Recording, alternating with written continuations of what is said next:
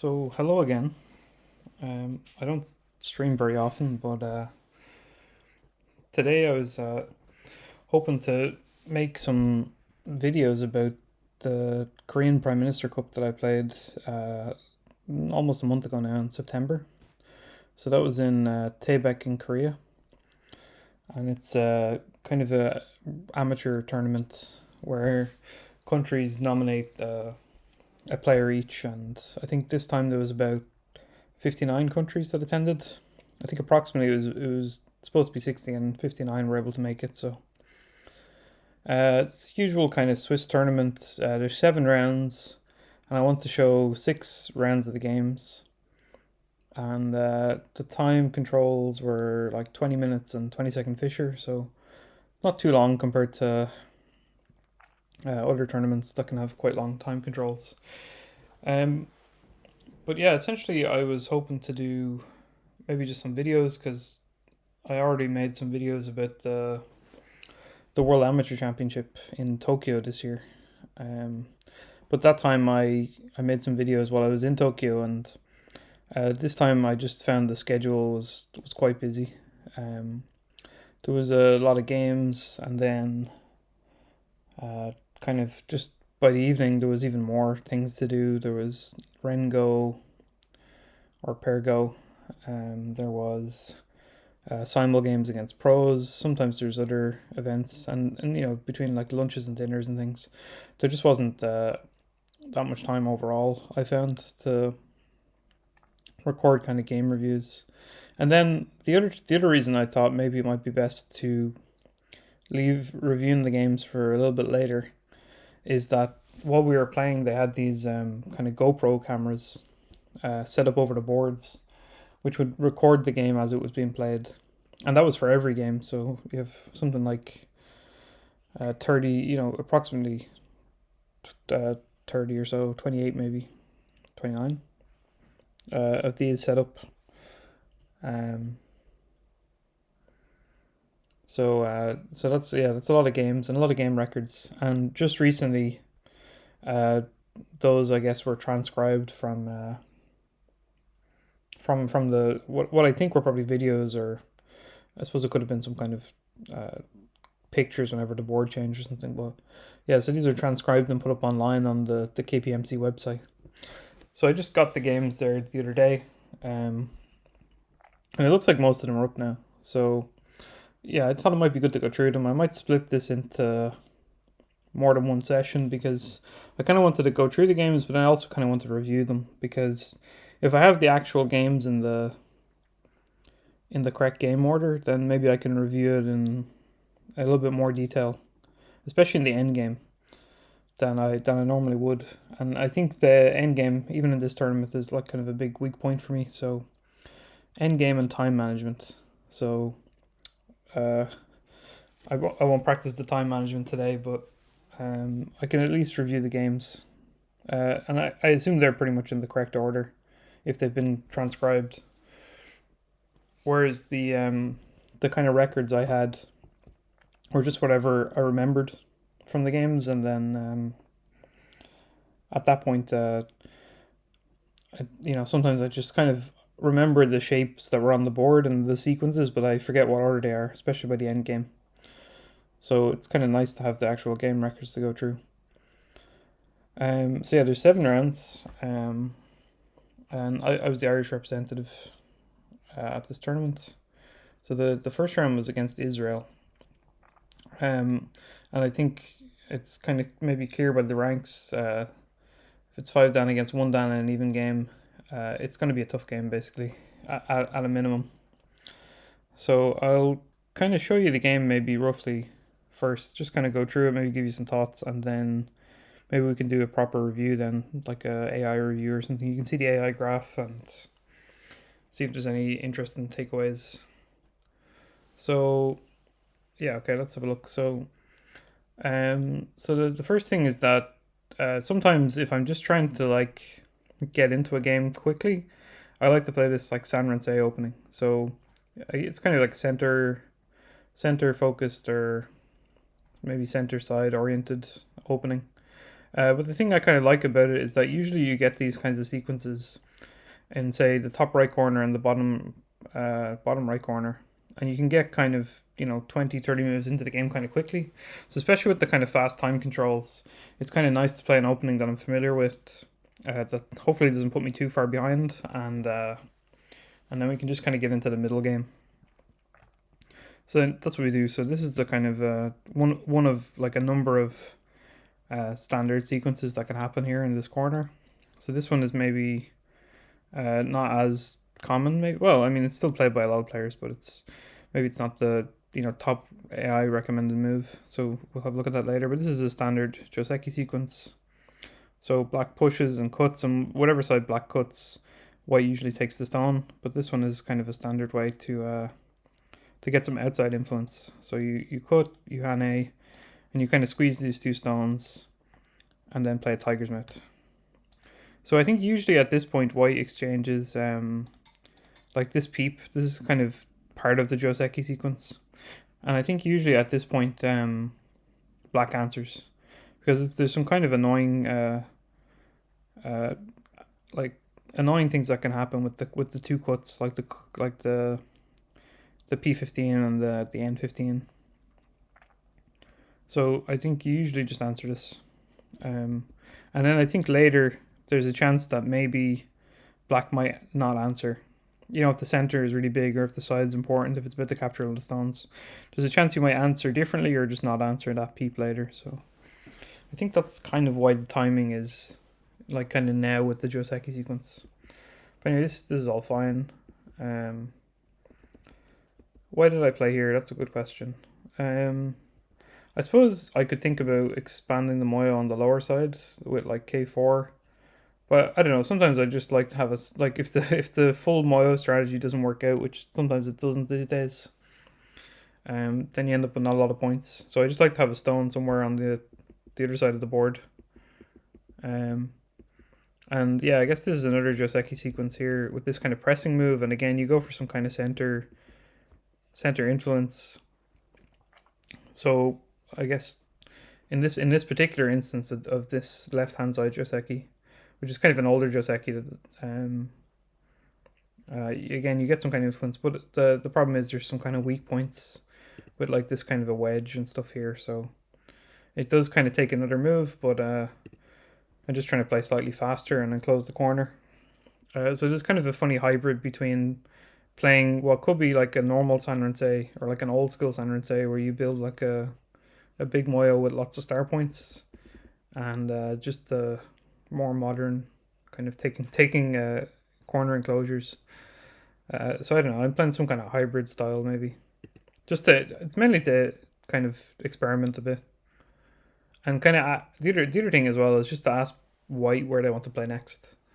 Like, does white want to invade, or do they want to try this stuff on the left hand side, or how do they want to deal with it? So yeah, white invades here. Now I think the normal invasion spot is something like a little bit closer to these stones, which is kind of, if you haven't seen it before, maybe it's a little bit funny. But essentially, when you invade like a bit closer, if black tries something to kind of block the escape, like something like this, or like something that just boxes the stone in, then there's like sequences where white hanes and cuts, and if you take the stone, there's kind of a squeeze. So you take the stone and atari and throw in and squeeze, like this sort of thing. So that's usually a disaster. And then similarly again with like kind of a, I think similarly with this, there's something. I think you can try this cut. And play a similar kind of a squeeze. Oh, not that way. Here.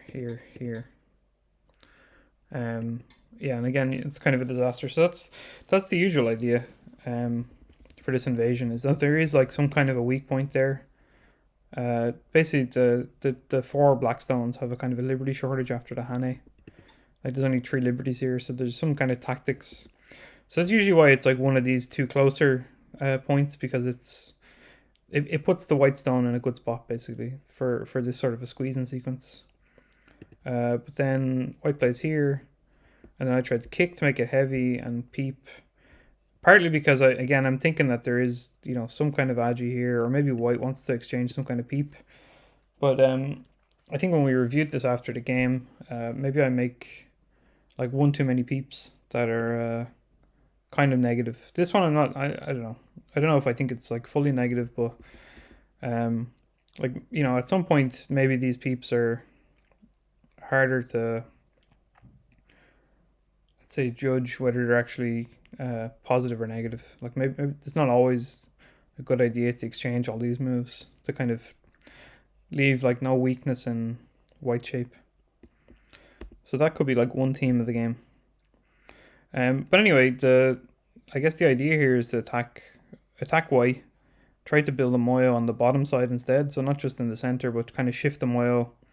Hope that actually with these two stones in place that this kind of part of a wall is not in trouble, and it can just be used to attack. And then with this knight's move, I thought that looks loose enough that I can probably fight. So for example, one more peep, push and cut.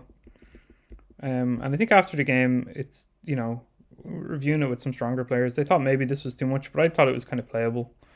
Just because I thought maybe I can capture these two stones. Maybe I wasn't sure about what the exact follow-up of this was going to be, if I kind of, Atari and Tanuki. I thought maybe I can, in some variations, I can kind of take a fight there. Maybe the stronger players don't believe that, but I was thinking like maybe there's a way to if you cut or something, maybe I can Atari and actually fight here, or give up that one stone, for example. That's what I was thinking. Just take the moyo. So, and then in terms of like what kind of move to play here, I was trying to think of just some separating move that also kind of did something against the corner, but I couldn't exactly figure it out. At the time, there's a kind of a lot of variations to read. Like maybe there's like some kind of tighter move that just more or less captures the stones, or I don't know, something that's just like a bit more kind of in the way or obvious, but I couldn't find the right move with the right idea. And so I guess white didn't believe that these stones were going to get captured, and didn't. It's probably even still fine for white to like sacrifice them. But yeah, white didn't want to do that. And then I think this is another situation where this kind of a peep is bad, but I think it's because like my first instinct is just to play something like this, and then if he just I don't know, escapes and connects up in some way, then maybe I can just annoy the corner, and maybe the right side group is alive. But then I was thinking like I kind of want to play this move, but I wasn't sure if it was just like too loose, like the knight's move, that it could be cut or something. So my idea was to play this and then this, but I think actually this ends up being quite bad because of this peep. So this peep was in my mind, and I'm thinking if I had this and this, then maybe I can do something different. Like this wouldn't be like a wedge if this stone, you'd be wedging in if this 4 stone was here and your liberty's already a bit short. But with this one, maybe you can do something like this and kind of resist and still defend the cut in some way, like whatever way it is. Like you defend the cut at N15 kind of with this attachment. So I think that was on my mind, but I still had to pick a move, and then I thought this seemed okay, but then maybe it wasn't so okay because I had to answer this and then this move. And I was like, I think the thing that while I was reading it out, like while I was picking some of these moves, I was thinking maybe there's a way I can cut this. But I think what I missed was this move, this J18 move, that you could just play it at this timing. And essentially, it's kind of threatening to connect under M19 or G18. So I just kind of completely missed that at the time. And then I think white's fine. Basically, white's just connected. It's debatable whether you actually want to do these exchanges or not, but yeah. So now I think I haven't really succeeded in attacking or capturing these two stones. I haven't, like, these white stones in the center aren't that weak. They can probably like settle themselves. Like, I don't think Mike Alley felt too pushed about them, like that they were under any danger. Whereas I actually felt like maybe my group was in a bit of trouble potentially. So okay, does this to kind of settle the group a bit? I mean, I play Atari just because I feel like, it kind of helps the stability a little bit, even though there's a possibility of some kind of a code later. And then after this Atari, I realized that yeah, it seems too good to just let white, break into the right side too easily. So I counter Atari and this end. And then the idea, I think, should have been essentially just to give up some stones in the center. But I think when I looked at the board at this point, like, you can think of basically going this far in the sequence fairly easily. But then there's kind of a decision, and I think the sensible decision, um, even after my count that I was like more than 10 points behind or so, is still to just cover. Um, Basically, try to make something out of the bottom right side. And I think there is still some kind of a way to turn this into like one eye or something. But later, depending. So I don't know. If we'd like review it properly, we can maybe see that variation. But then yeah, I think I just looked at it and I was like, I think I'm losing. So let me try and attack this a bit more heavily, which I think is just probably a bad idea. But I also thought, taking an end game where I'm behind against a stronger player probably wouldn't really work. So okay, we had this kind of a and I kind of backed out of it a little bit, but I think it comes back to bite me later. And white's just kind of not really in trouble, whereas black is just very busy. And I mean, I think I take care of some groups okay here, like on the right side, in the center with this like H9. But I think basically white's just kind of chilling a bit. Like the white group is probably fine. It's kind of hard to attack, and I think black's just behind by points. Black hasn't really made any points anywhere. Like, the center got destroyed. It ran through the bottom right, which I could have blocked off and at least kept some points. And yeah, so now I think the only thing to do is to just try to find complications or give up. So I mean, I went to kind of reduce the white area a little bit. I defended the right side a little bit. And then I tried to kind of start some kind of co-fighting just to add some complications. But actually, to be honest, when this move was put on the board, I was kind of starting to run low on time. And I was also kind of worried that I was about to lose this entire group because I hadn't fully read out what happens here. So I think I played maybe a bit too passively, but I mean, I was in trouble anyway. And so I tried to, make up some co-threats around here. Tried to not even just like live, but I don't know, make the co bigger. None of this really works, but it was just a case of I don't know, just trying to find something, rather than completely give up. But yeah, so there's not really much to talk about here. I don't think it's just a case of I don't know, trying to find some ideas, and then like a sensible point to resign. But yeah, I mean, this one isn't even Sente, so it's just yeah, it's kind of time to give up. So anyway, that's the rough kind of overview of the game, and just some kind of thoughts that I can kind of remember from the last from like the game last month.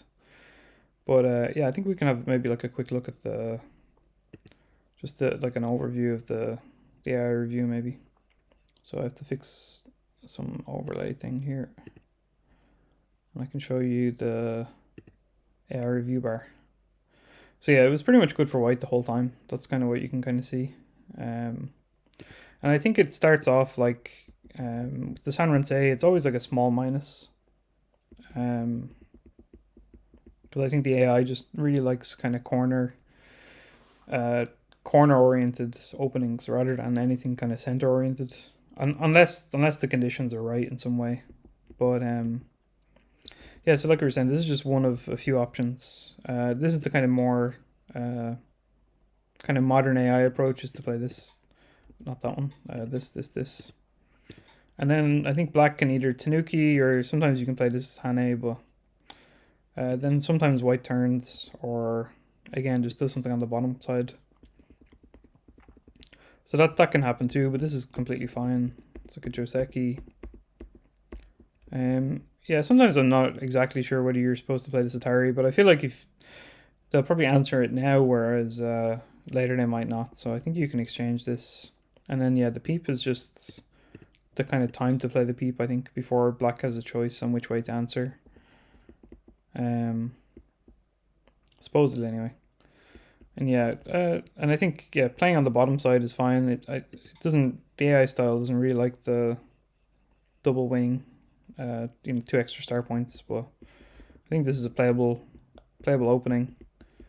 Like this is kind of an older looking joseki, but still playable. And then I think usually you add some stone here, like to take care of like this kind of weak spot at E13, like here. When you play here, yeah, this wedge kind of immediately is possible. And white just kind of cuts off the C14 stone, but then later black can also think about trying to live in the corner. So it's kind of like, it's still kind of even, but it's, it kind of owes a move in some way to kind of fix cutting points. So anyway, I think playing away is okay. And then yeah, this is the usual kind of, like I was saying, this one or this one is maybe a usual kind of invasion spot, and black has to do something to defend that kind of cutting point. So like for example this one or this one, I guess I'm not really sure, playing away apparently, but I guess you could play here or something as well. But white will probably reduce the right side somehow, either directly in the vicinity of this R13 stone, or just kind of use it as a threat to connect up to it and then make shape on the lower side. That's I guess what this is going to do. Like if you do this kind of hane, you're either basically threatening to connect up to the one stone and get confined to the side, or if you block, then you kind of use it to again threaten to connect and then make shape on the right side. So, and yeah, again, if you do something like this, there's this hane and clamp, or I think cut also works, but I mean something works like this kind of thing. There's some agi there basically to connect under, so it's a bit dangerous. So let's see, what was it? Yeah, you can do this clamp either. Yeah, so anyway, so usually just one of these kind of closer spots helps with some sort of sequence with the S16 move. But this one's also fine. Jump peep is apparently a minus, so it's like loses like 1.5. Apparently you just cover here or something. But it's kind of hard to read this. It's even pretty hard to read it with the analysis stones on the board. But I don't know, you can see roughly what the AI is thinking about. Maybe it gets the squeeze from the outside or something. But so the peep is a minus. This peep is also like another minus. So now it's like, 2-point moves, 2-point mistakes in a row or something with the peeps. And yeah, this knight's move is fine, and it seemed fine in the game for white. I think this cut, like I said, it didn't seem to be that bad as a sequence. Like to me, it kind of made sense. And then to play some move here, here or here or here, pretty much anything that was a bit closer to the white 2 stones. But I think maybe this is a little bit too greedy, or at least if I'm going to do it, that I should kind of follow up on one of my plans, or play this one without the peep, because then there's 2 and 3 and 4. Yeah, you can kind of cover like this to defend the cutting point more efficiently. Essentially, like, because this cut immediately just fills a liberty. So so that's how kind of tree works, but it doesn't work after this peep. So that's why it's a kind of a 6-point mistake or so. So I feel like the game is a kind of a bunch of peeps that were maybe a bit bad. Like this one's a peep. These are all peeps. And they kind of lose a couple of points. So now white's ahead by like 7 or 8 points all of a sudden. Yeah, and then this, yeah, I just didn't I didn't read this out correctly at all. I kind of completely missed the J18 move. I also missed that this Hane might actually be better. Like there is always this potential that there's some kind of a code to connect under. Whereas the solid connection gets rid of that, but then the problem is this is just completely solidly connected on the left side. So yeah, I mean these variations get a little bit complicated, but white can still kind of connect with a ko. So it's not so bad for white either. But yeah, I think pretty much after this point, I think black still needs to come back and take care of the right somehow. I mean, you can exchange something for later, but you do still have to do something on the right hand side with this group. And yeah, it looks like this kind of way of playing seemed to be fine. I mean, except that I'm about 15 points behind. That's the. I mean, if you just take it as trying to play the best from here on, this seems to make sense, and then covering seems to make sense, and you can play here, and I don't know, white can play away some way. But yeah, so there's this sequence which I think I expected after 3 white will just tanuki, and I didn't really think about the fact that you could squeeze like this, and now it's just like one eye. So so maybe white is still fine, but at least there's like well, there's a double Atari and stuff. So later, like much later in the game, maybe there's some move that you get for free because white has to take care of this group. So probably if I saw this, like if I saw that there was this throw in and squeeze, I'd probably be more comfortable playing 3. But I think I missed that. So that's kind of what I was saying about that there might be some follow up after you kind of block off the bottom right corner. But I think I did count, and I just thought this was I'm kind of behind, so I went for the crazier option, which was it's the option where it makes the graph look like this. So you're already behind, and then you just get more and more behind because nothing is really working. So so yeah, this sort of stuff, these kinds of moves have to be played. There's another peep that's not so good. And then yeah, I mean, like I think like on the one hand, I think I'm still playing kind of okay. Like I'm finding some kind of alright sequences, but then and like if you kind of look at it, like some of these mistakes are kind of balancing each other out. They're all kind of like similar. Well, white's ahead, so white can afford to just basically just keep up with whatever black is playing, answer black's moves and play solidly. So but yeah, so this sort of stuff is kind of like a last ditch attempt to make some kind of complication but yeah, I couldn't read this out quickly. I guess I wasn't sure about the status of the group if I just block with 1, because there's like kind of like throw-ins, so that's like the eye shape is a little bit, I don't know, not healthy. I mean, yeah, at some point you could take this down, but basically I wasn't really sure under kind of time trouble what the status of this group would be if I just played like this. So I tried to pick something that I thought was like, I don't know, more manageable. And yeah, none of these sequences really work. So it's just basically falling further and further behind. So yeah, nothing really works here. It's almost like an unwinnable ko. Like I mean, I could just capture and be alive in the corner or something, but I kind of thought I'm still like very, very far behind, so I kind of need to kind of keep pushing, or give up essentially. So yeah, that's how this game went. And then yeah, this is just like a pass at the end, capture the ko and then give up. So yeah, just nothing. Couldn't really find anything working. So yeah, so that's that first game. It was interesting. It's kind of useful to review, but I think probably it's down to a kind of a few bad reading kind of and kind of bad like overall positional decisions a little bit. Like for example, like on the one hand, it's like bad judgment on the whether the peeps are good or not, and then on the other hand, it's kind of blind spots.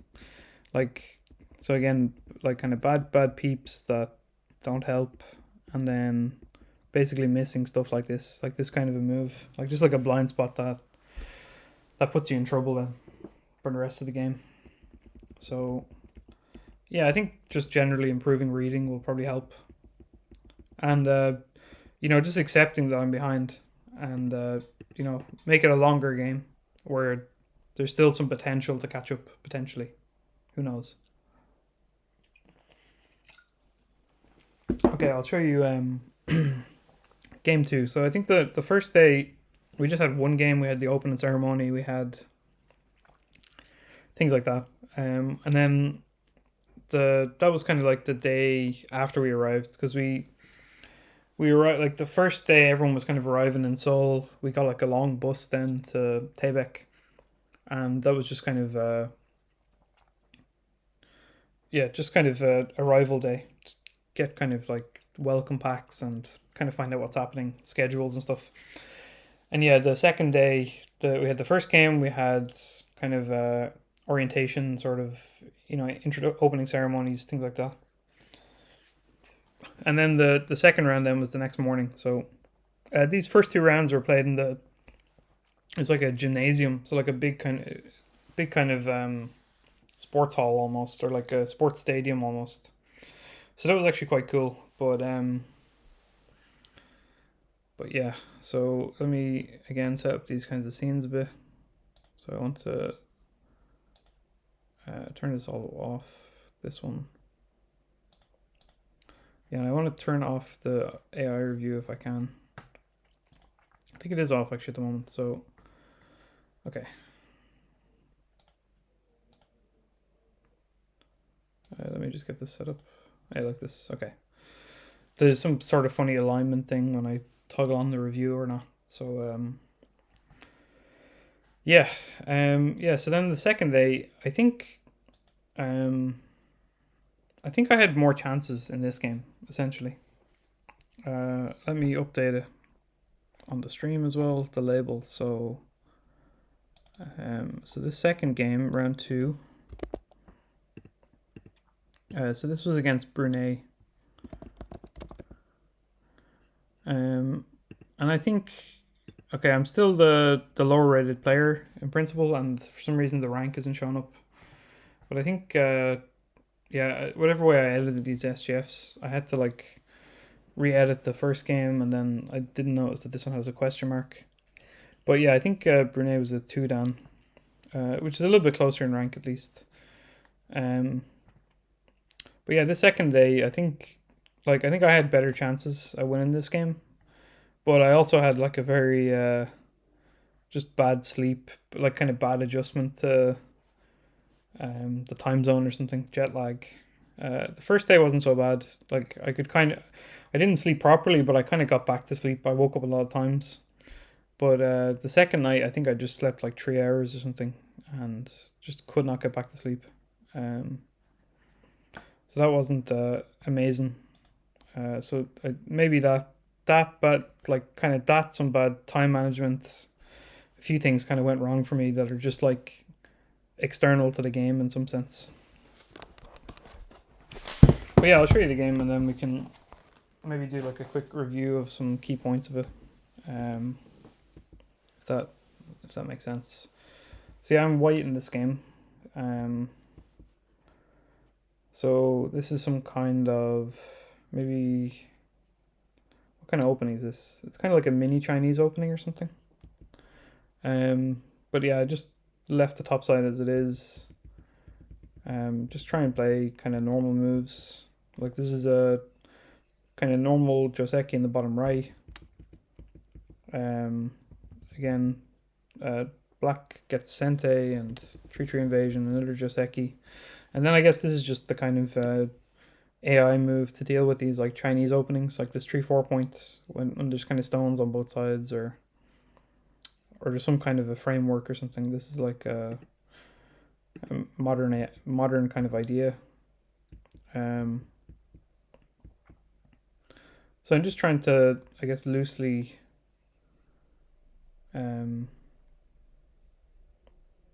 just loosely kind of or lightly, I suppose, kind of reduce this area. So rather than black having this huge potential, just kind of experimenting with this this way of playing a little bit. And then I'm also thinking that this is recorded potentially from black's viewpoint or something. So maybe this game is upside down from the way I remember it. I'm just trying to remember why it looks kind of unusual, but yeah, and here's another example of a random peep. But I feel like this peep kind of makes sense. Like, this is a very wide extension. Like, these stones are like 4 lines apart.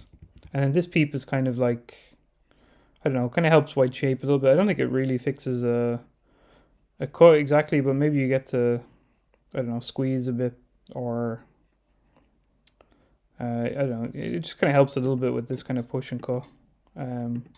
It's just kind of in a useful spot, I guess is the point. Like, if this stone tries to get out, it might just help a bit. It's either like give up the 3 stones, or I don't know, just just kind of squeeze the cutting stone or something. So I feel like the M16 move had a point, but that doesn't always mean that it's right. Yeah, and then I just tried to cover this stone. So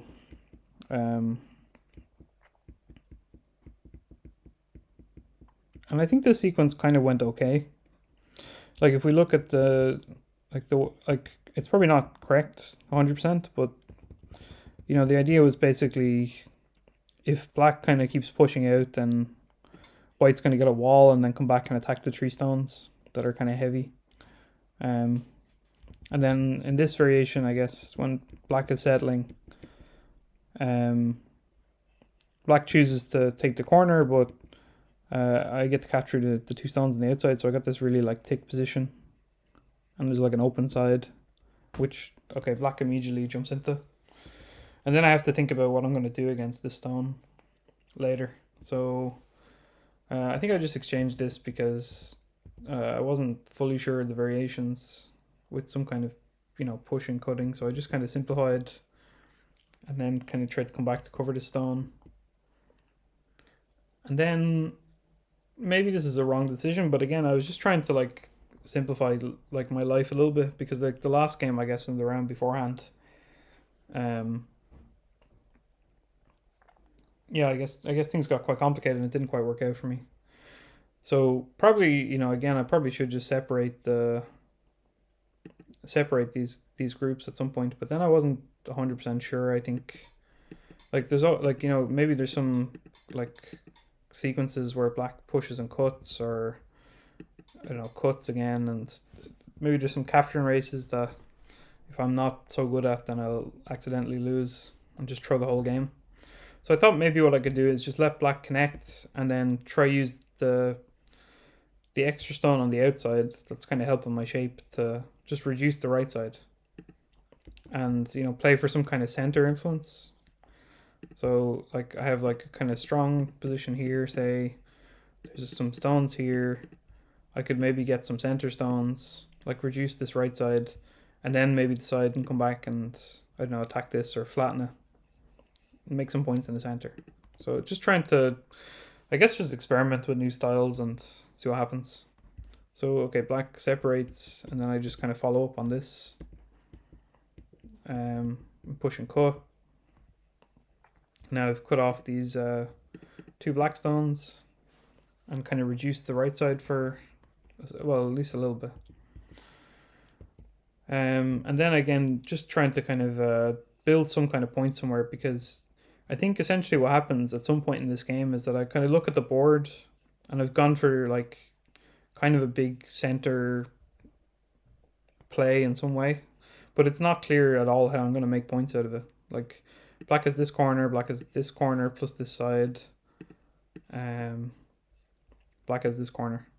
So, I think white's kind of trying to catch up on points, or at least, has to catch up on points. Like, each of the positions should be worth something, like having some stones on the board. It's just, I have to make sure that they're actually worth as much as the territory that I'm giving away. So yeah, I guess the other thing is that black can try and do something with these two stones, either like loosely move them or save them. But then they also have this stone as well that they have to do something with. So yeah, I guess my idea was just to see if I can like do some kind of a splitting attack, double attack on these as well. So basically this kind of thing, asking black to kind of commit to the stones with the peeping kind of moves. And then, okay, I still kind of have to take care of these because they're now in between like two sets of black stones. So that's kind of the point of this move. But yeah, I was kind of aware that maybe it's going to be possible for black to connect up here. But again, I think just the kind of decision was maybe I can let black connect up, just like I let black connect up here and still get some kind of profit out of it. So like it's possible, I think, to cut, but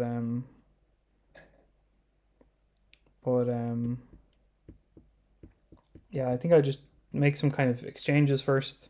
Like I'm thinking about like what's the best way to settle like this group of stones, and then if they're strong, then I think the game gets a little bit easier. So I think I wanted to ask like a question on the right hand side first, like how black is going to answer, and like how does black want to answer here. And then because I got the cut through, it kind of settled these stones and, roughly captured these. I thought that was kind of playable. And, in exchange for letting black kind of connect here.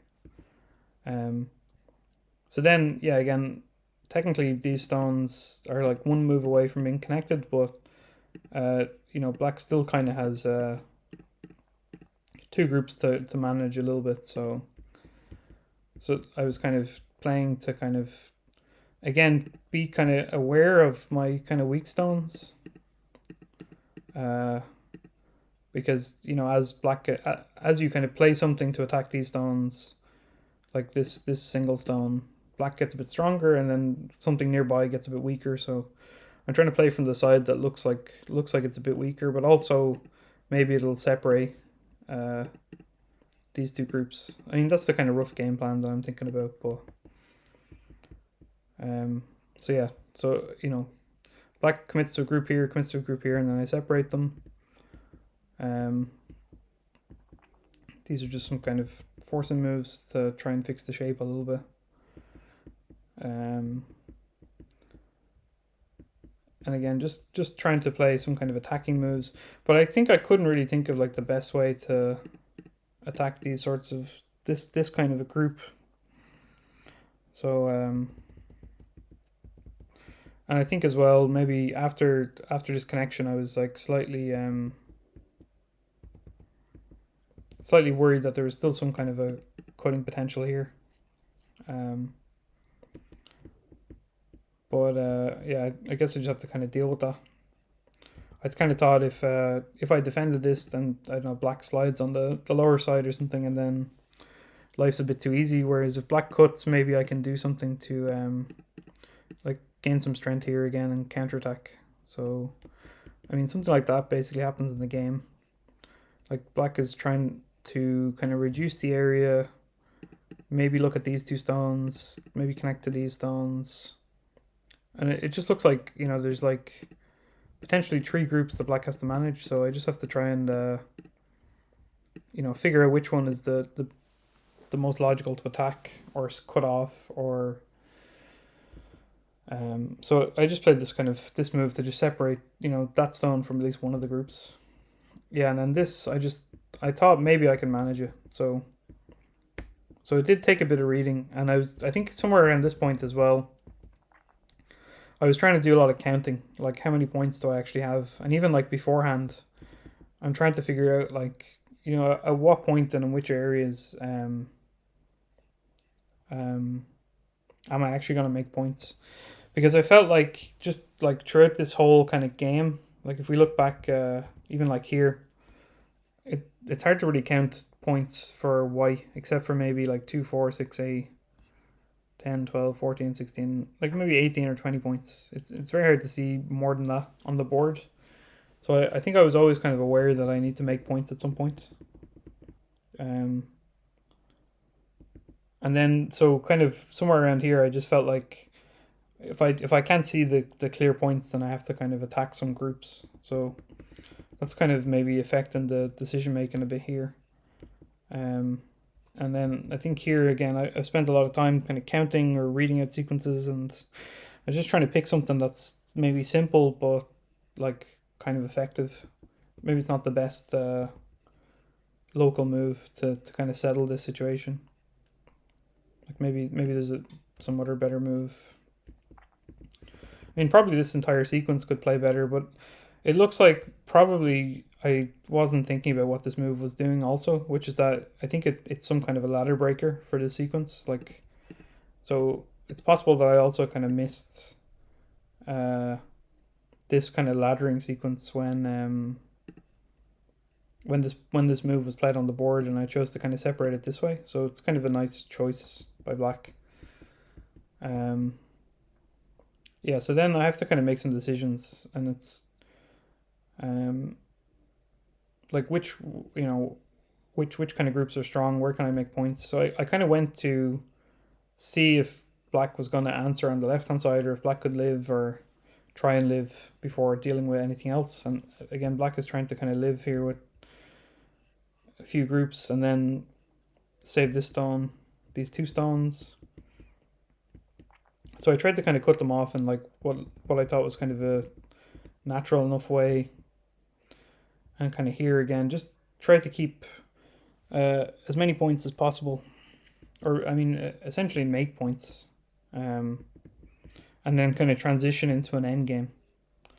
But I think at this point, I'd already used up a lot of my time. So I was definitely like very low on time. And then, I'd have to play some moves kind of quickly to gain time back. And then I could start calculating again. And I don't think I ever had a very accurate count, because it kind of went from a situation where it wasn't clear where white's territories were to, okay, now there's a situation where there are some territories on the board, but I'm not really sure of their actual size compared to black's territory. So I don't think my judgment is accurate, essentially, in the sense that I'm not really sure how hard I should be fighting this end game. Like, can I give up 2 points here and 2 points there because I'm 20 points ahead?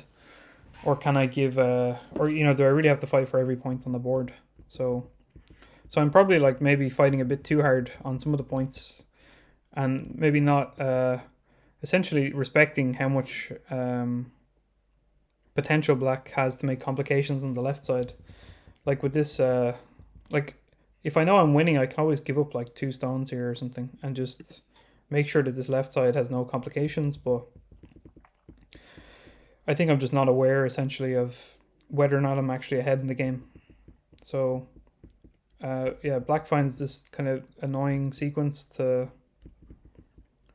essentially, I think, potentially make a Seki, or, get into a capturing race with this white group.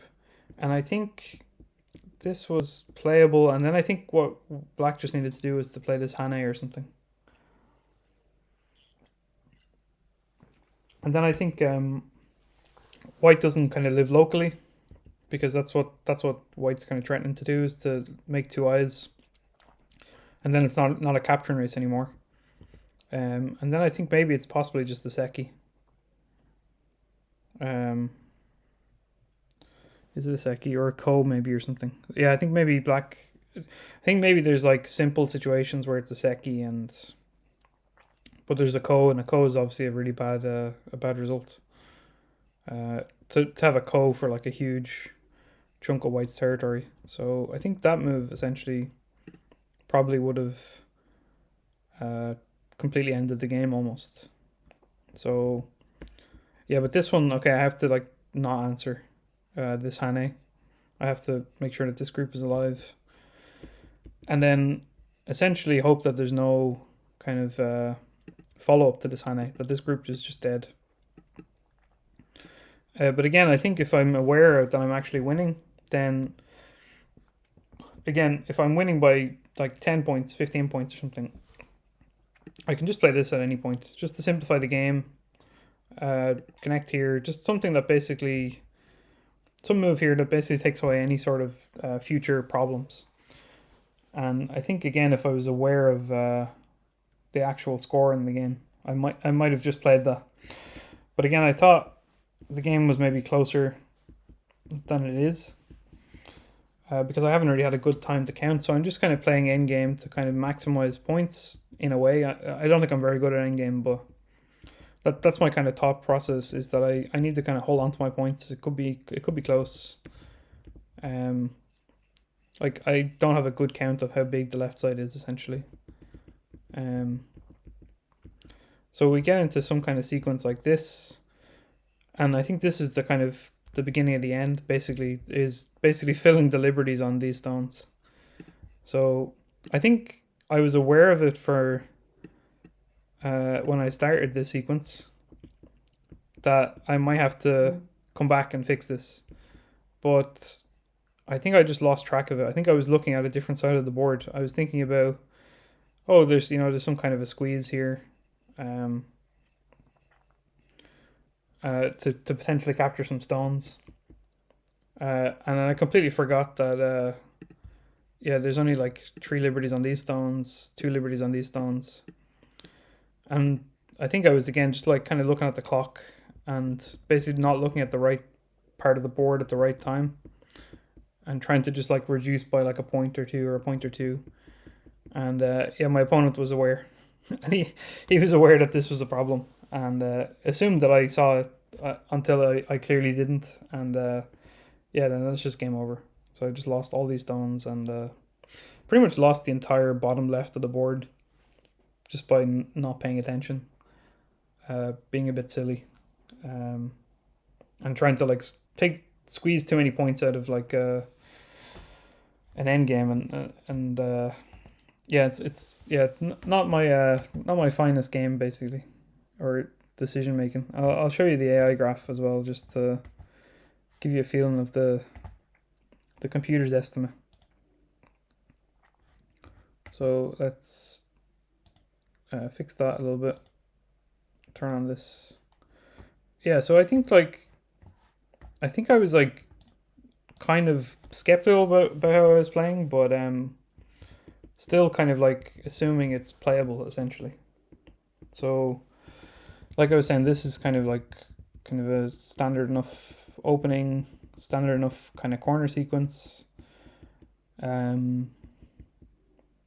Another kind of standard corner sequence on the bottom left. And like I said, this is just like an AI move these days, and how to kind of deal with the 3-4 stone, or 16 stone in like these kinds of open positions.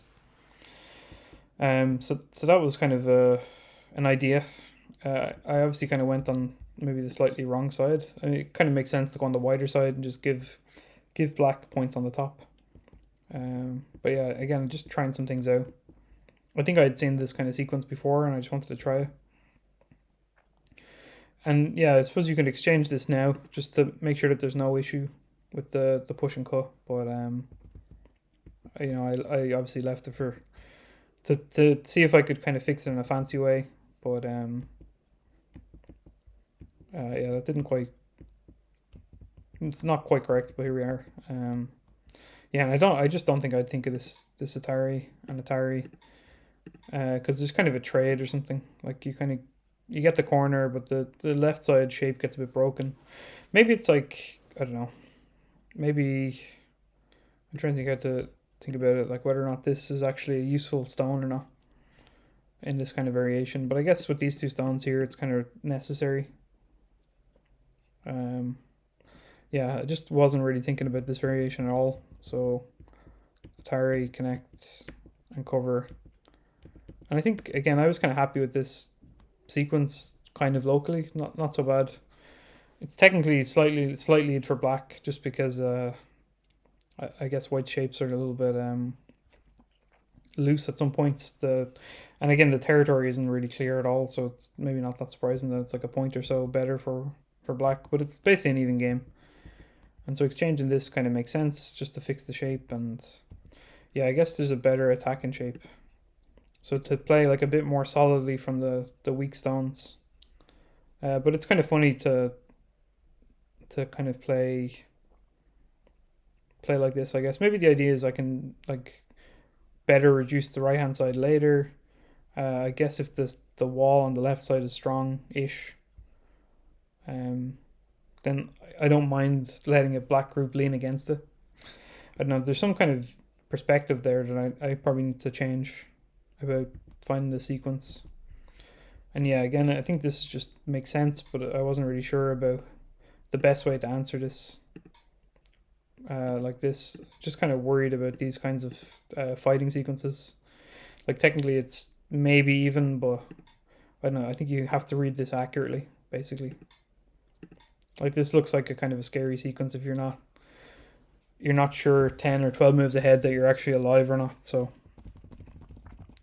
anyway, that's why I kind of just played a slightly bad sequence and then just thought I could you just use the stones that are on the board basically. So this seemed to make sense. Apparently connecting solidly is slightly better. Yeah, I guess it kind of makes sense to keep the liberties a bit lower on the two stones, but also not to give like a free kind of Sente connection in a way. But anyway, the cut was what I was thinking about when I played this move. I was just thinking about cutting off the N5 stone, so just maybe slight inaccuracy there. And again, just thinking about it probably makes sense to play this first, but I was just thinking I'd jump out to the center first.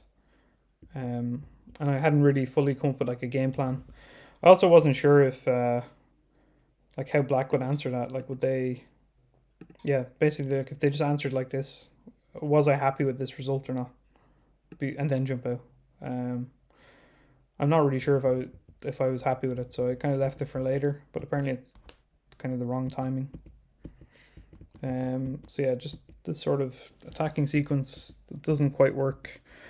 I don't know why I picked. I guess this move looked like it kind of made sense, but I guess I was worried about the fact that there's this kind of problem here. So I think I was trying to maybe fix it a bit too directly.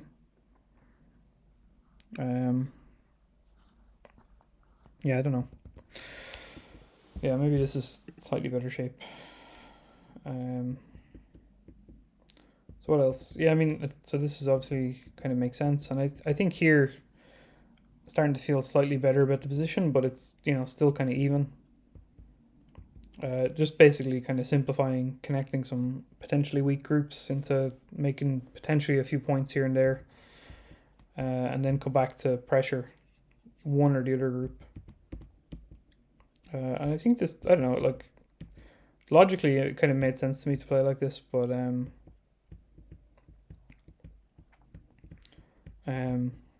yeah, some bad decisions eventually come out. So like here for example, it says apparently white's ahead by 10 points, but if I was counting it, I'd have no idea where those 10 points actually are. Like where are the 10 more points? Because I don't know if like I'd probably give myself all of the points that it's actually imagining. Like there's a lot of potentially white points that seem very questionable, especially the way the game plays out. If you look at the say estimator, but like it's very clear where black's territory is. So I feel like if you don't have a good way of estimating this, then you just see that black's kind of ahead, and I think that's what I did in the game. Or if not ahead, then it just kind of has to influence your game plan a bit. That at some point you do need to capture something or make territory. So yeah, I mean, I picked this move, and it was the only move that kind of made sense. Makes more sense when you're not actually thinking about these kind of ladders and stuff as well. But yeah, so this seems kind of forced once you kind of commit to it, because you're not going to give it the 3 stones. Pretty much this entire part is forced because the ladder doesn't work because of this stone. And yeah, again, there's probably some better way to deal with this, but I wasn't 100% sure that, like, like this group was actually going to be alive or something. If, or maybe I'd have to, black could kind of connect and I'd still have to answer. So I wasn't quite sure on the move order there, but I mean F12 kind of makes sense as a move, I think. Yeah, and then black comes back to kind of try and deal with this. This move kind of seems like a minus if these stones get captured anyway, but then I guess this isn't the most important point on the board. I'm supposed to kind of poke at the black group a little bit to see how it's going to make two eyes. But I think I was just trying to, again, kind of simplify it because my time's a little bit low and I don't want to just, accidentally die with some sort of like huge chunk of stones because there's some cut that I missed or something. And again, I'm not really sure that I'm actually leading, even though the computer says it's like white plus like 40 points now. So that's kind of nuts.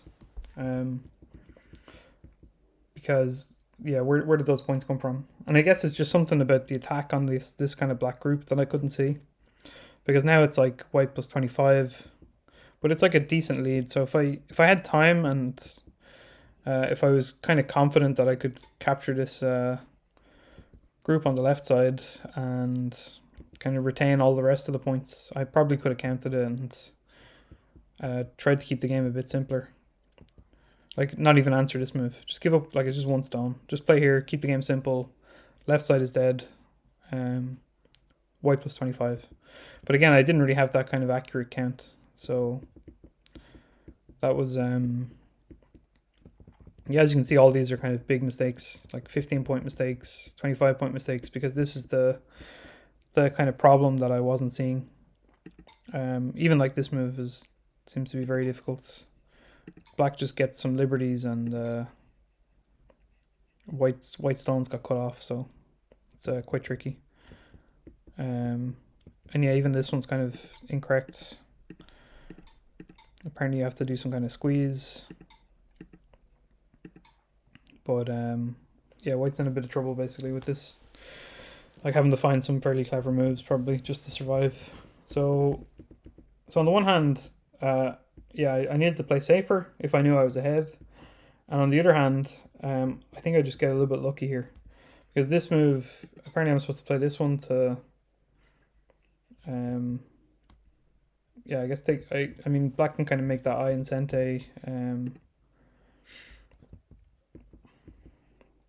And yeah, I guess this enables this kind of cut, which is a bit annoying. Like this Atari and Sente makes an eye and then takes away the possibility for two eyes. So yeah, that's a slight problem. So 2, what's the variation? Let's just say it's simple. 3, 4, you have to answer. 5. Yeah, so it's kind of a either a ko or a seki, I think. Because let's say you play away, like if the outside liberties go, it's just it's like a seki because nobody really wants to play. But it's possible that it ends up as a ko either. So it's like this one, say 2, 3, 4, 5, like here, and then this ko fight. So this is kind of a disaster basically. I mean, maybe the ko is winnable, but it's kind of a disaster compared to just kind of connecting earlier. So, but yeah, I just didn't really have that much time to kind of figure out that I was apparently leading. So I need to be able to count quicker, kind of read faster, judge the position faster. There's a lot of things that would really help, I think, in terms of improving. But I think the end game is like not amazing, but it's like playable up to a point. Like it's kind of looking normal, but pretty much any point, if I knew I'm ahead by 25 or something, just play this. It's like even if it loses 1 point or something, or 2 points loses a stone or something. It simplifies the game a huge amount. So pretty much at any point, just play here. It's like always a potential option. Like it's like a little, like a green spot that's like always there. So yeah, basically don't run into those kinds of obvious mistakes with the liberties of these stones. So like here it's fine, here it's fine, and now I really have to play here because, but I think I was thinking about some other sequence in my mind, but you know, this is like minus 40, minus 100, because it just completely flips the entire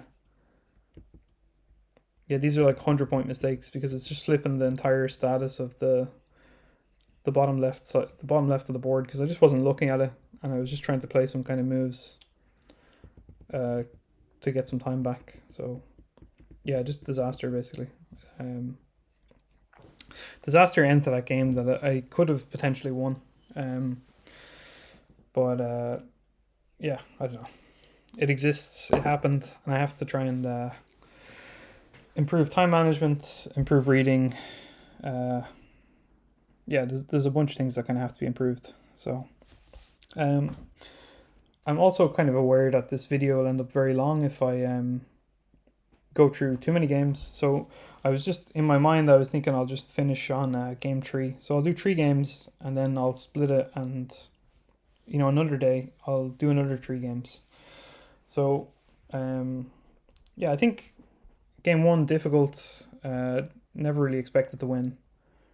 Game 2, like I played okay, but it was just things to take away to study. Game 2, apparently I played like decent, not perfect, but there's again ideas to improve on, but apparently like well enough to be in a lead at some points of the game, and then just completely fell apart at the end, just for a bunch of reasons, I guess. But you know, more to improve on: time management, board estimation, reading, all that sort of stuff.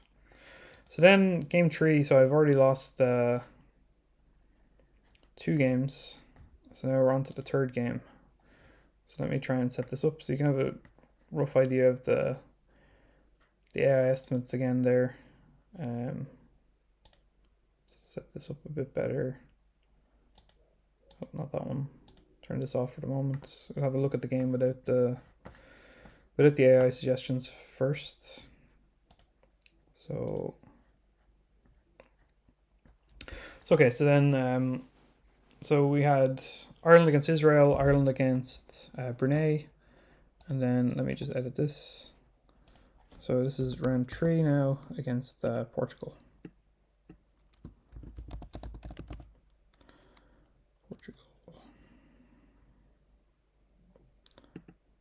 Okay, so it's kind of roughly set up.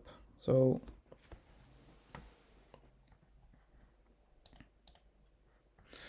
okay, so again, I'll just show you kind of roughly the outline of the game, give you some kind of thoughts on it, and then we'll maybe have a look and see what the computer thinks.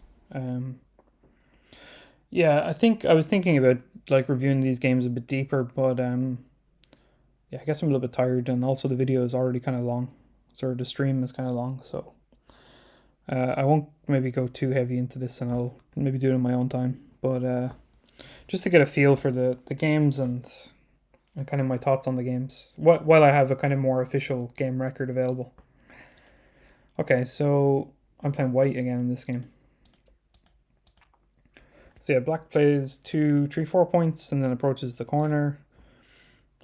Probably again, this is upside down compared to the way I kind of remember looking at the game, but it might come back to me in a few minutes. So yeah, I feel like with these 3, 4 points, like sometimes the computer prefers to approach a 3, 4 point than to answer the 4, 4 approach. So I just wanted to get some stones on the board before black has an option to play, I don't know, some preferred, you know, game that they want to play, like some big framework game or something. So yeah, just try to break that up at the start, get some stones on the board. And then there's this kind of sequence which I still need to learn properly, this like pressing sequence. I feel like it's like there's an easy out when it's a one space close pincer, because you can basically do this and this Atari, Atari Tiger's Mouth.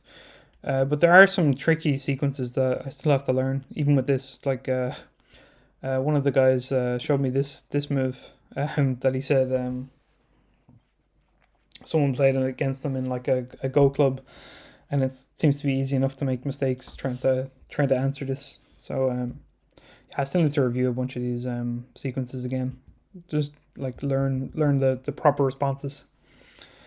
But yeah, I mean, in theory, this is the kind of simple resolution of that pressing sequence. That black gets some kind of thickness and territory on the top, and white gets to kind of settle the right side.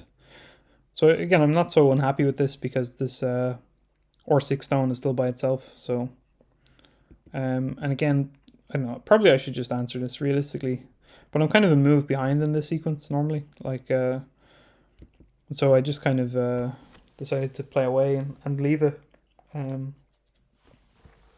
Just to see what's black's next kind of follow-up move going to be anyway. And maybe black can make territory there, but then I'll just try and make territory on the bottom side. So yeah, I don't know, I have to kind of think about this more. And also I feel like I need to learn these sequences a bit better.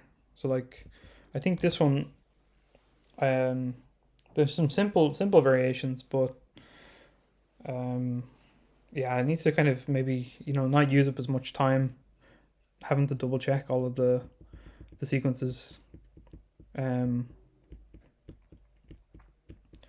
because like I think the idea is that this is still okay for white. Probably I don't need to descend here because I think there's better endgame if I don't. But I think this is supposed to be okay. It's a bit weird to give up the corner though. Or I think maybe I think it's like playable, but yeah, I was like trying to figure out like is there some other sequence like this or something, or what else would I have been thinking about at the time? Probably trying to figure out like whether what yeah, I don't know, there's not really I don't know how to avoid this after this move really.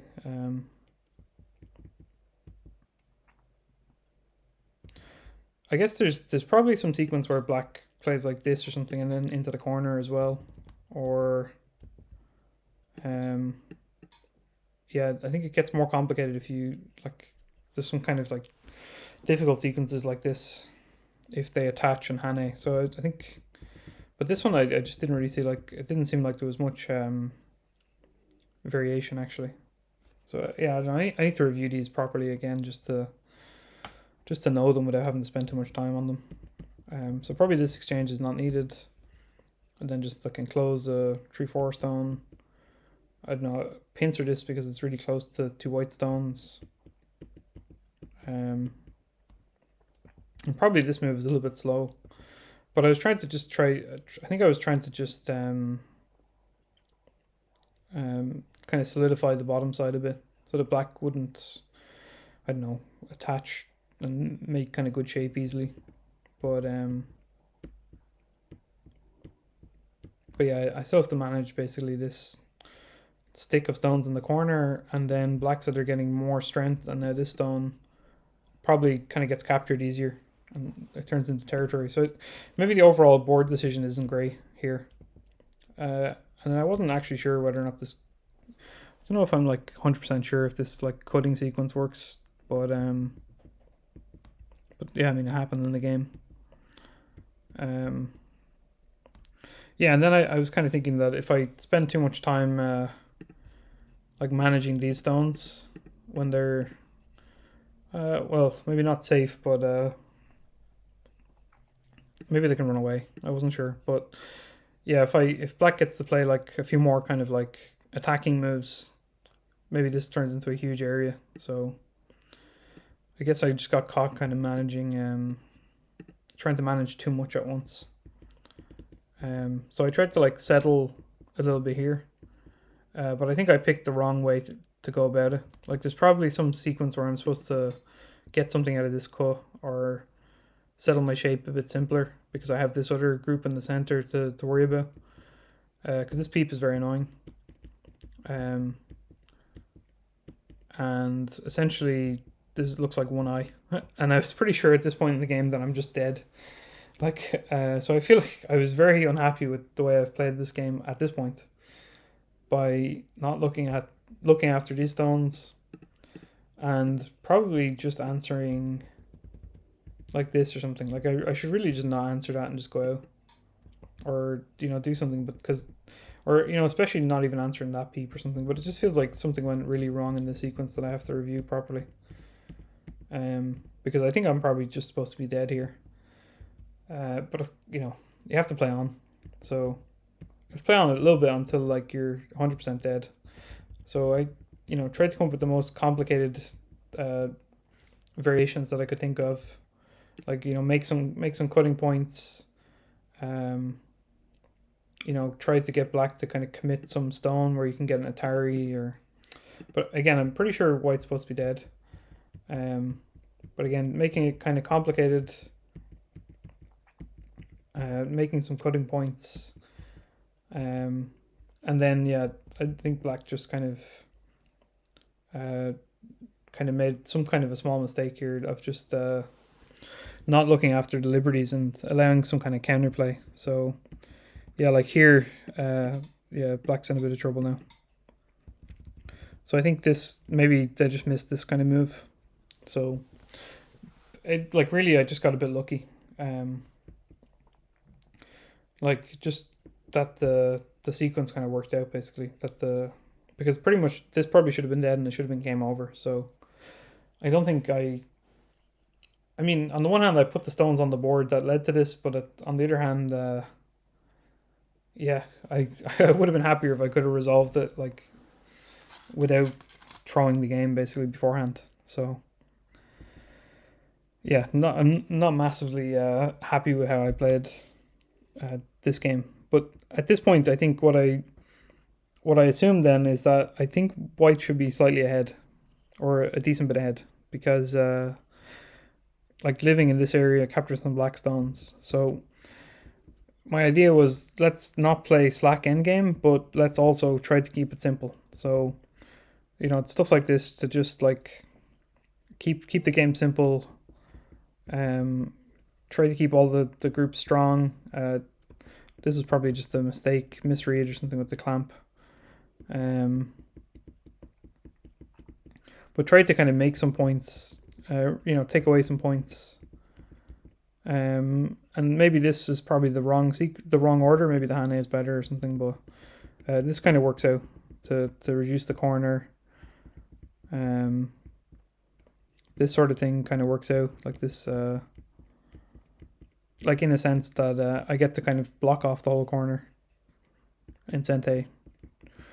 So I get some okay endgame sequences that maybe aren't super risky, but they're not too slack either. And then just try to be aware of any sort of problems that could pop up that would completely flip the game. So I mean this one maybe I kind of want to review a bit more, the end game ordering and stuff. But so that's the game. Let me show you the rough kind of graph. So let's have a look at the computer.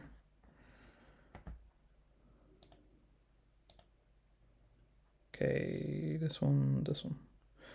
Yeah, so there is kind of as you kind of maybe expect from what I was saying. Here I wasn't unhappy about the game. Well, we can go back, but this opening is it kind of makes sense basically. It makes sense from the computer's perspective that it likes to approach these open 3-4 corners. This is just one particular variation that's simple. The top side probably is the biggest side, so I should have played there way earlier in the game. And then this one, essentially, I think what I was expecting is that it's okay. It doesn't feel okay in one sense, because it's that was supposed to be white's corner, and black basically got the corner, and white kind of got some strong outside. But it didn't really seem like there was a alternative once black plays this Atari. Like you kind of get forced into the sequence. The other one, what was I saying? Yeah, this attachment. Yeah, if you hane, then it gets a bit more complicated because there's like more, more cutting or something, or you have to worry about this Atari and like this. There's like a lot of complications to worry about. Lots of cuts and stones that you have to kind of keep track of. But like what I remember at least is that this should be playable. But yeah, I think just being more comfortable with it, so I don't have to spend as much time thinking about it, would be good. Just to be kind of aware of the variations. And again, I'm probably just looking at the kind of wrong side of the board. Well, I'm looking at the 3/4 stone and thinking that that's probably big enough. But yeah, I think this is still the biggest area of the board is between two kind of black groups of stones, where black could potentially make a lot of points. So probably we're both playing a little bit on the wrong area, but it kind of makes sense as it kind of heats up. Essentially, the more stones are added, that maybe it becomes valuable to save these stones. But yeah, so this one, I think I was going to play like this, and I wasn't really sure what black's next kind of sequence would be. But I thought it was playable, so that's why I did this attachment.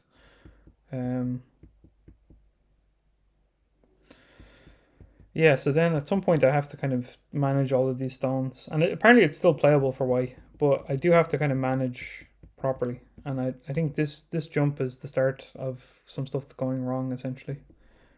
Because I have to know how to deal with this, like, yeah, and this cut I just couldn't really think of how it works. Like, let's assume you answer. I mean, I guess it like strengthens the connection a bit, and then I don't know if my Sumigo skills are better, maybe I could figure out that the group was probably fine. But yeah, I don't know. It's just yeah, like connecting here without exchanging some stuff. Yeah, basically now it's black +5, and now I'm in a lot of trouble. And apparently it's still playable. Like apparently it's an even game, but I have to find like the kind of correct sequence here, which probably I'm not going to. I mean, I didn't in the game, and probably still I'm probably not going to, because it looks like it's a complicated like mixture of like all of the kind of cuts that I was thinking of in the game, except how like in different orders, and I don't know how to make them all work. So okay, so I played something that didn't work, and now I'm 20 points behind because I'm pretty sure this group is just dead. So that's not amazing. But yeah, I thought probably he could just, manage if he just like does something here, or if I extend out, and yeah, like this isn't an eye, so probably I'm just dead. But so I end up getting a little bit lucky here, because even here it's still good for black. It's good for black. This is still good for black. 10 points to black. But yeah, it was just this move basically flips the game. So now black loses the stones, and then white's ahead by 20. So I think, like, again, just being aware last time that probably I'm not exactly sure how many points ahead I am, but this time I don't want to completely toss the game by playing really bad endgame. Well, maybe this is bad endgame, but really, really disastrous endgame of like not playing the simplest moves, or the moves that kind of simplify the game. And I mean, these are all kind of minuses, but I think it's because I'm not appreciating that this has a. I'm not really appreciating the effect of these moves, I guess. That black can exchange this and, I don't know, reduce an area a bit, or solidify some connections, or I mean, I'm still looking at it. I'm still not really sure, but anyway, that's the feeling of this game. So I think I played some good moves, but I'm just not overall happy with it just because of the way I managed the top side, and I had to really struggle to get lucky to manage. So yeah, so let's see, is there anything else in particular that I should probably spot? I mean, I'll review this more kind of properly myself, especially because the move order is most likely correct. Correct in the sense of like accurate as the game went, not correct as in it was played correctly. But yeah, so that's the kind of thinking then that I could probably learn some stuff about like the correct order of endgame or something from this if I study them a bit more correctly, a bit more properly. But yeah, so that's 3 games. I could show you the fourth game very briefly because essentially what it looks like is this, and then timeout. So yeah, my opponent in the fourth game slept in. So I technically had 2 wins in this tournament, but one of them was a real win and one was a forfeit. So what can you do? I got to kind of chill out a bit.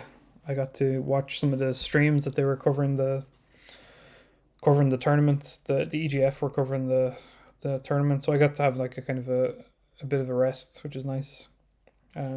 Talk to some people and not so bad.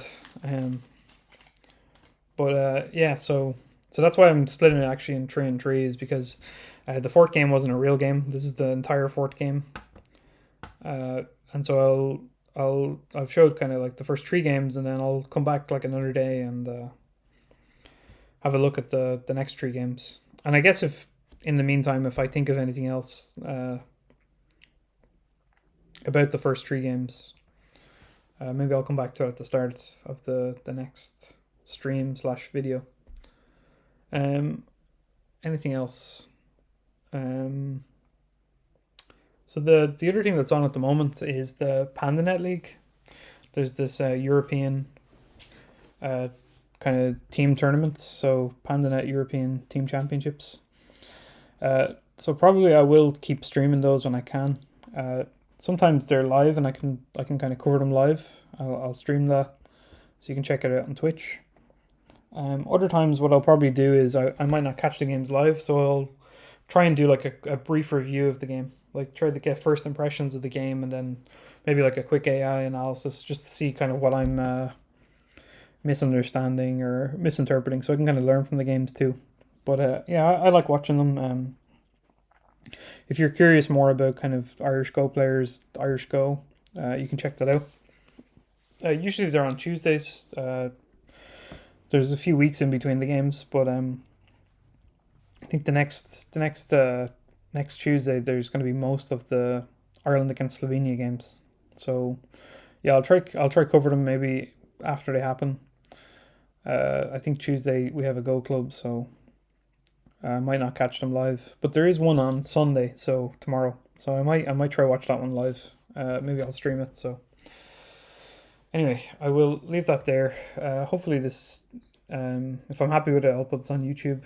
And yeah, thanks for watching, and stay tuned for the next 3 games. You can see more of Ireland at the KPMC. Cool. Thanks for watching. Bye.